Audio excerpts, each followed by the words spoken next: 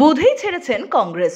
পরবর্তী পদক্ষেপ কি হবে কৌস্তব বাগচির, সেদিকেই নজর ছিল রাজনৈতিক মহলের।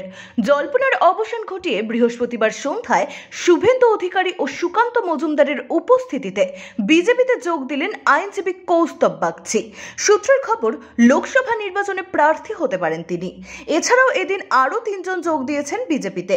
কংগ্রেসের গ্রিভাস সেলের প্রাক্তন চেয়ারম্যান শঙ্কর বন্দ্যোপাধ্যায়, গত লোকসভা নির্বাচনে কংগ্রেসের প্রার্থী সিদ্ধার্থ মজুমদার এবং চিকিৎসক সৌমিত্র দত্ত।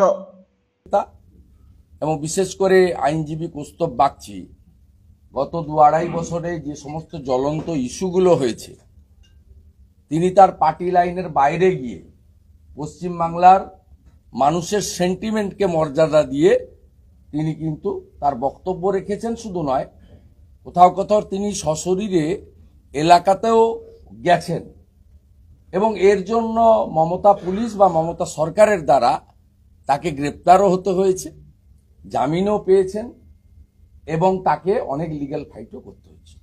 তাই আমি আর কথা বাড়াবো না, আমি এদেরকে ওয়েলকাম করছি। আমাদের সভাপতি মহোদয় যা বলেছেন তাকে অত্যন্ত হৃদয়ের সঙ্গে গ্রহণ করছি এবং আমরা একসঙ্গে কাজ করব।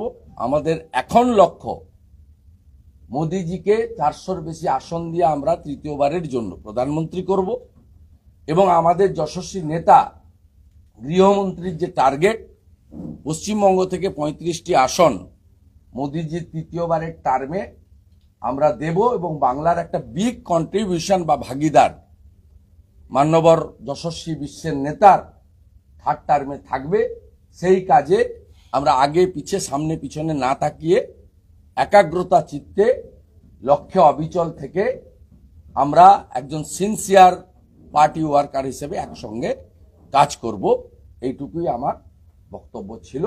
আমি সকলকে ধন্যবাদ জানিয়ে বাকি প্রক্রিয়া আমি আমাদের মিডিয়া ইনচার্জ কনভেনার আছেন তুষারবাবু এগিয়ে নিয়ে যান। এই সকলকে ধন্যবাদ। ব্যুরো রিপোর্ট, এক্সপোজ বার্তা।